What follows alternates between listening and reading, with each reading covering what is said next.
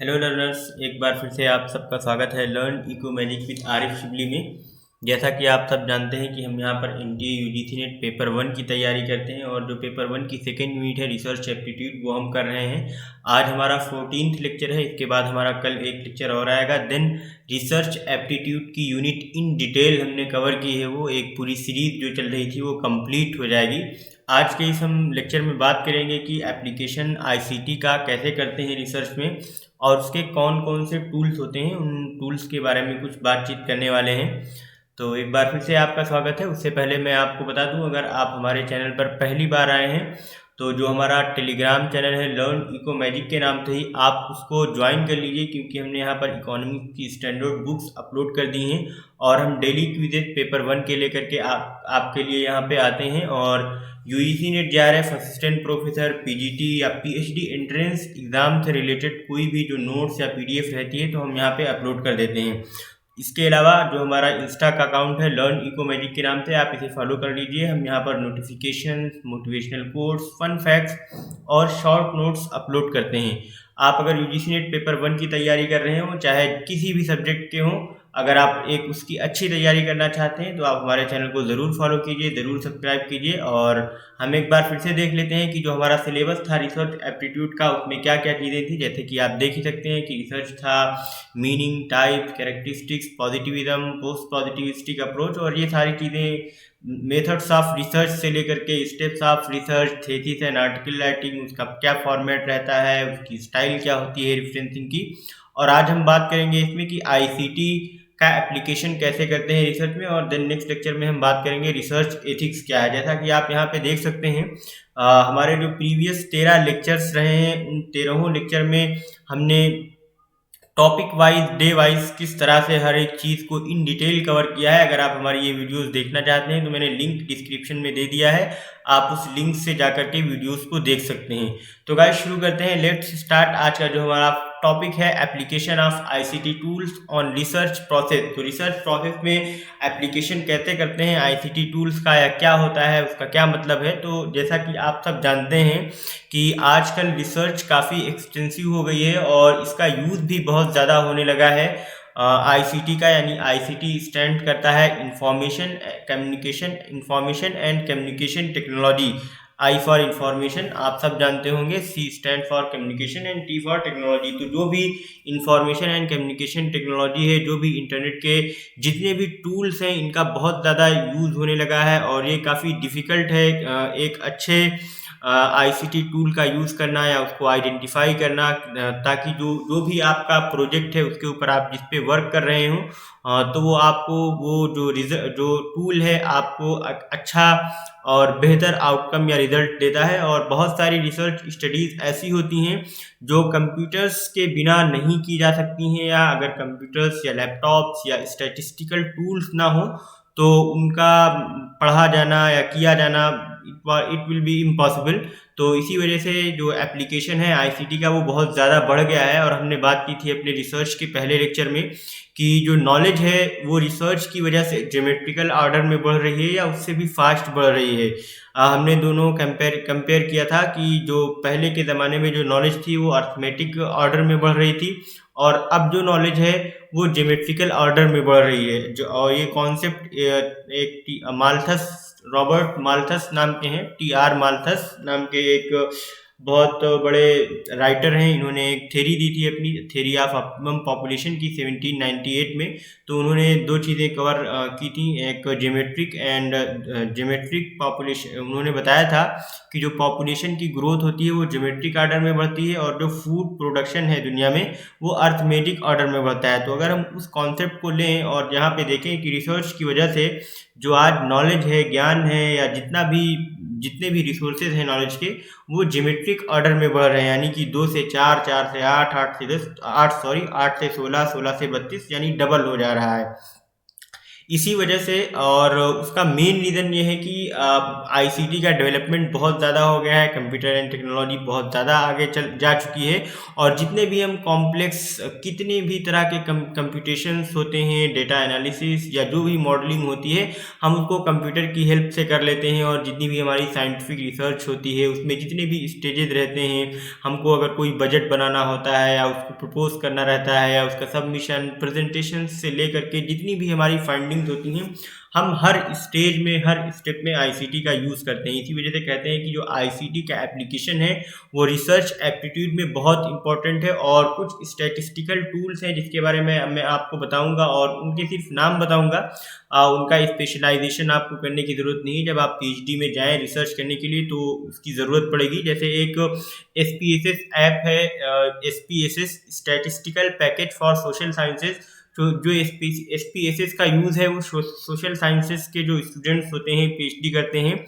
ये उनके लिए काफ़ी हेल्पफुल रहता है। और कई सारी स्प्रेडशीट पैकेजेस आते हैं जिनमें आप देख सकते हैं क्वाट्रो प्रो है, एक जेवलिन प्लस है, इसी तरह से लोटस 123 करके है, और लोटस 123, और फिर उसके बाद मल्टी प्लान, विजी कैल्क, इसी तरह से super calc, plan perfect, SAS, लिजरेल और ई व्यूज।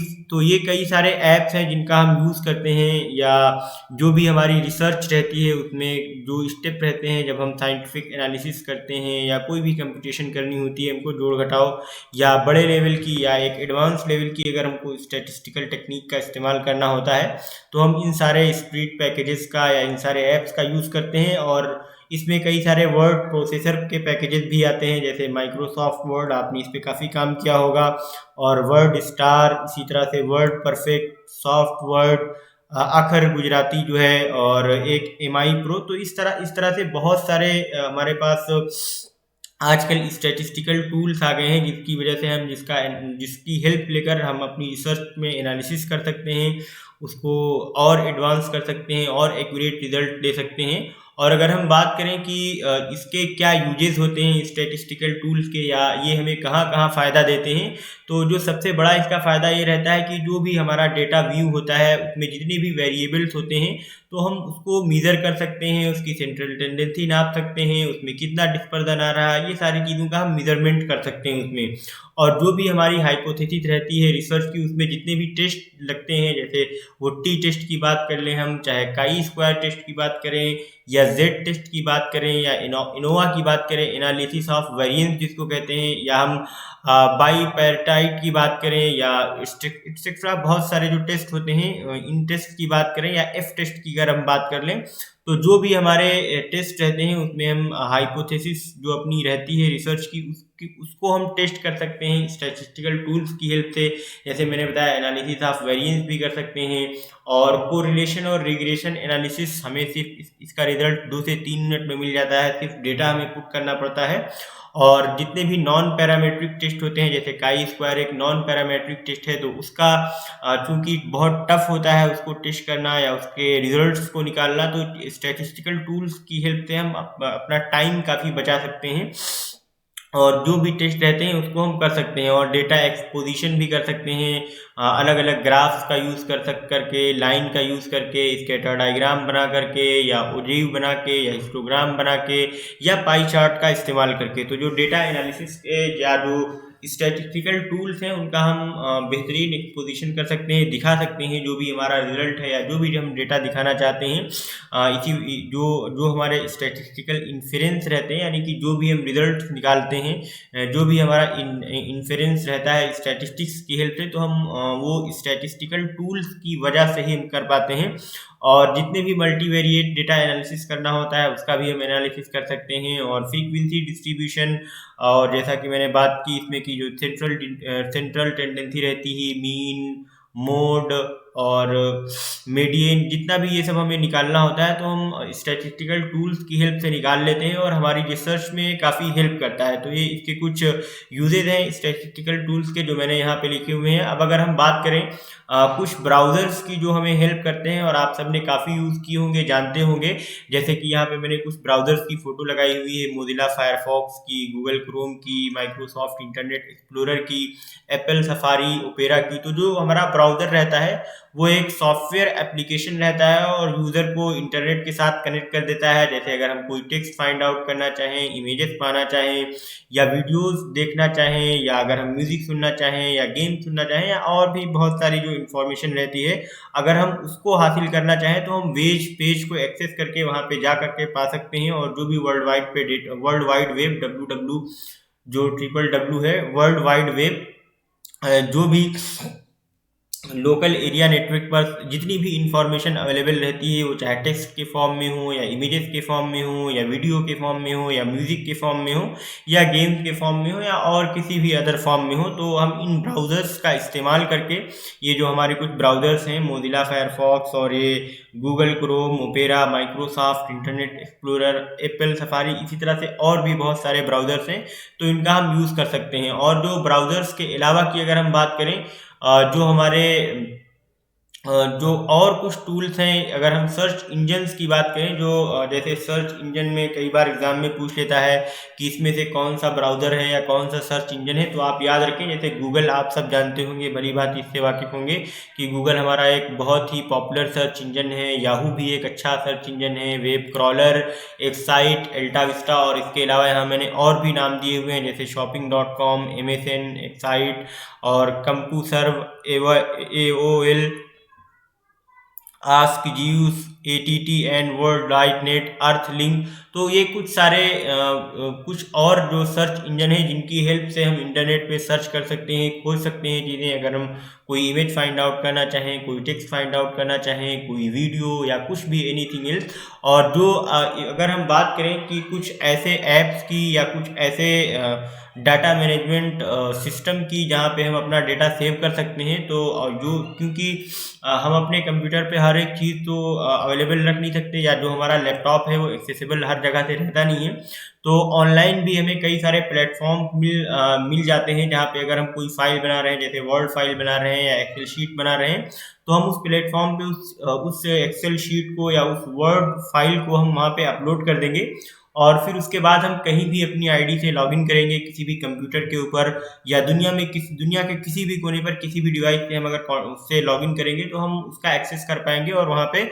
उसको हम फिर से एडिट कर सकते हैं या डाउनलोड कर सकते हैं। जैसे मैं यहाँ पे एक एग्जांपल मैंने लिखा हुआ है ड्रॉप बॉक्स का। गूगल ड्राइव पे जैसे हम अपने डॉक्यूमेंट्स सेव कर सकते हैं, वैसे ही ड्रॉप बॉक्स पे भी हम अपने डॉक्यूमेंट्स सेव कर सकते हैं। और एक गूगल डॉक्स भी आ गया है, आप उसको भी जानते होंगे, गूगल डॉक्स पे भी आप अपने डॉक्यूमेंट्स को सेव कर सकते हैं। सॉरी।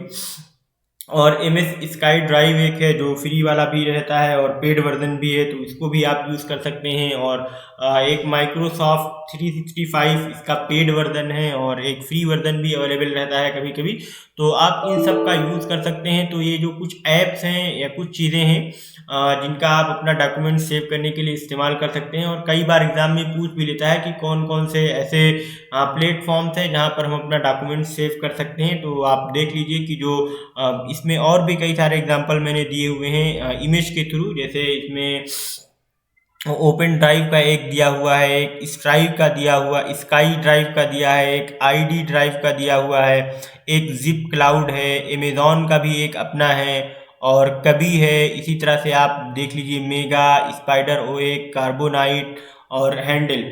तो इस तरह के कई सारे जो ऐप्स हैं जिनका आप यूज़ कर सकते हैं अपना डेटा सेव करने के लिए, और उसको आप कहीं से भी किसी भी मोबाइल से या किसी भी लैपटॉप से उसका एक्सेस कर सकते हैं। अब अगर हम बात करें इसके अलावा कि कुछ ऐसे जो ऑनलाइन डेटा कलेक्शन करने के लिए कुछ हमारे पास प्लेटफॉर्म्स अवेलेबल हैं, या कह सकते हैं कुछ रिसोर्सेज अवेलेबल हैं जिनकी हेल्प से हम यूज़र्स तक पहुंच सकते हैं। जैसे अगर हम मान लीजिए किसी बस्ती में नहीं जाना चाहते हैं फिजिकली, तो हम उससे वर्चुअली कनेक्ट हो जाते हैं। उसमें वो ऑनलाइन फॉर्म्स हो सकते हैं या ऑनलाइन क्वेश्चनर्स हम बना सकते हैं और ऑनलाइन सर्वेस कर सकते हैं। और उसके अलावा हम इसमें कैसे जा कर के लोगों से ऑनलाइन फॉर्म्स या ऑनलाइन क्वेश्चनर्स फिल करवा सकते हैं, तो हम स्काइप पे वीडियो कॉल कर सकते हैं, या एक तरह से वॉइस और वीडियो कॉन्फ्रेंसिंग कर सकते हैं, या गूगल हैंगआउट का भी यूज़ कर सकते हैं। ये भी काफ़ी पॉपुलर हो रहा है आजकल, गूगल हैंगआउट, जिसमें हम वॉइस कॉल कर सकते हैं, वीडियो कॉल कर सकते हैं, इवन चैट भी कर सकते हैं।